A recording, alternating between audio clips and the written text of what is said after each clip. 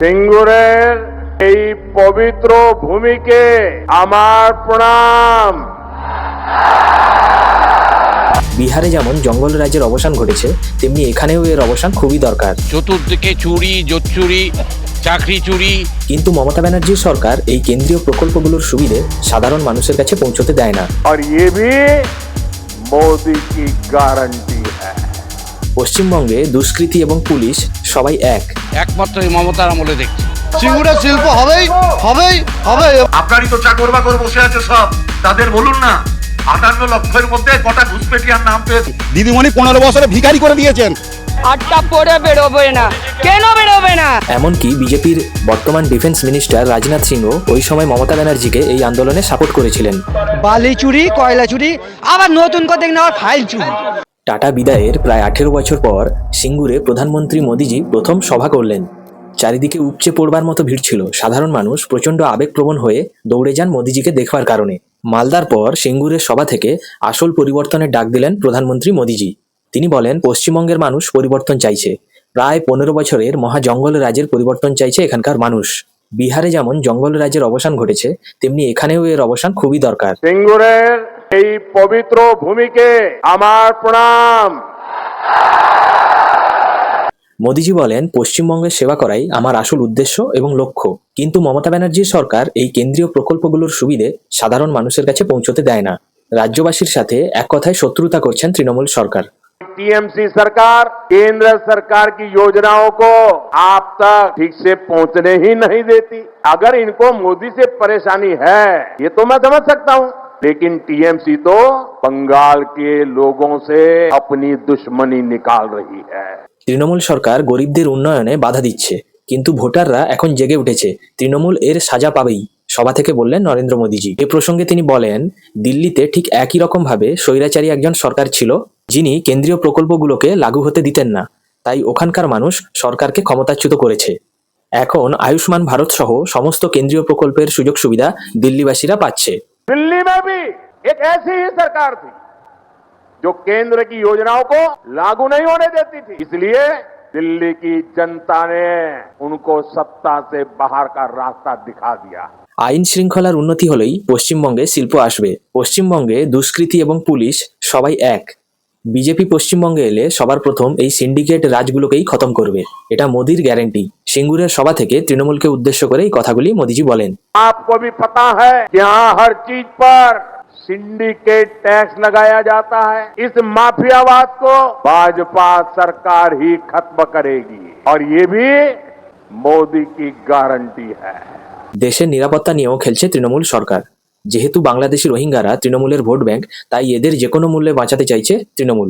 সম্প্রতি মালদা মুর্শিদাবাদ কাণ্ডগুলোকে চিহ্নিত করে সরকারের উপর এই অভিযোগ ডাকলেন প্রধানমন্ত্রী। टीएमसी सरकार पश्चिम बंगाल की देश की सुरक्षा के साथ भी खिलवाड़ कर रही है। टीएमसी यहाँ घुसपैठियों को भांति भांति की सुविधाएं देती है। প্রধানমন্ত্রীর এই কথার প্রত্যুত্তরে তৃণমূলের তরফ থেকে জানানো হয়েছে, পশ্চিমবঙ্গে তো এসআইআর চলছে, নির্বাচন কমিশনরা সবাই তো আপনাদেরই লোক। তাই যখন এত নাম বাদ যাচ্ছে এসআইআর এর মাধ্যমে, তাই ওগুলোর মধ্যে কতগুলো রোহিঙ্গার নাম ধরা পড়লো, ওগুলো আপনারা প্রকাশ্যে দেখাচ্ছেন না কেন? আপনাকে বলছি, আপনারই তো পার্টি অফিস নির্বাচন কমিশন, আপনারই তো চাকর বাকর বসে আছে সব, তাদের বলুন না 58 লক্ষের মধ্যে কটা ঘুষপেটিয়ার নাম পেয়েছে, নামের তালিকা প্রকাশ করতে বলুন। কটা রোহিঙ্গা পেয়েছে, নামের তালিকা প্রকাশ করতে বলুন। অন্যদিকে চাপড়ার এক সভা থেকে অভিষেক বন্দ্যোপাধ্যায় বলেছেন, যারা জয় শ্রীরাম স্লোগান দিয়ে সভা শুরু করত, তারা এখন জয় মা কালী স্লোগান দিয়ে সভা শুরু করছে। বিজেপির এই অহংকার ভাঙতে হবে এবং বহিরাগতদের ছারখার করতে হবে। যারা জয় শ্রীরাম বলে সভা শুরু করতো, এখন জয় মা কালী আর জয় মা দুর্গা বলে সভা শুরু করছে। যারা বলে পাল্টানো দরকার বিজেপি সরকার, আমি বলবো ভালো বিজেপির অহংকার, সইবরা বিজেপির অত্যাচার, ভালো বিজেপির অহংকার, করো বিজেপিকে সরকার, বহিরাগতদের করো সরকার, এদের পাল্টানো দরকার। আজ এত বছর পরে যেই সিঙ্গুর থেকে মমতা ব্যানার্জির উত্থান হয়েছিল, শিল্পকে কেন্দ্র করে যেখানে বিশাল আন্দোলন হয়েছিল, আজ ওখানে পুনরায় ওই শিল্পের দোহাই দিয়েই নরেন্দ্র মোদীর সভা অনুষ্ঠিত হলো। জানি না সাধারণ মানুষ এতে কতটা উপকৃত হবেন, তবে প্রধানমন্ত্রীকে অনেকটা কাছ থেকে দেখবার জন্য এবং শিল্পের আশায় আবেগপ্রবণ হয়ে অনেক মানুষের ভিড় দেখা গেল। আমাদের পশ্চিমবঙ্গ জনসাধারণ মরে যাবে। চতুর্দিকে চুরি, জোচ্চুরি, চাকরি চুরি, কর্মচারীদের দিয়ে দেয় না, সব বসে আছে পথে পথে রাস্তাঘাটে। এগুলো কি? এগুলো তো আমরা কোনো সরকারের আমলে দেখিনি, একমাত্র এই মমতার আমলে দেখছি। শিক্ষা তো একদম মানে প্রাইমারি স্কুলগুলো তৃণমূলের পার্টি অফিস হয়ে দাঁড়িয়েছে। সিঙ্গুরের শিল্প হবেই হবেই হবে। আটটা পরে বেরোবে না, কেন বেরোবে না? দিদির আর দিদির ভাইবোর আর ওর কর্মীদের পেট ভর্তি হয়েছে। শুধু সিন্ডিকেট বালি চুরি, কয়লা চুরি, আবার নতুন করে দেখলাম ফাইল চুরি। প্রধানমন্ত্রী যা করেছেন তা অন্য কোনো নেতা করতে পারেননি। এর আগে সিপিএম এবং তার আগে প্রায় 75 বছর কংগ্রেস সরকারের শাসনকালে শিল্প কোনো দিক থেকেই অগ্রসর হয়নি এই পশ্চিমবঙ্গে। আজকে মুখ্যমন্ত্রী কর্মসংস্থান করে দেওয়ার পরিবর্তে চা, কেটলি, ঘুগনি, চপ শিল্প এইসব নিয়েই জনগণের সামনে কথা বলছেন। সিঙ্গুরের সাধারণ মানুষ তাদের এবং তাদের ছেলেদের ভবিষ্যৎ চিন্তা করে এই উক্তিটি করছেন।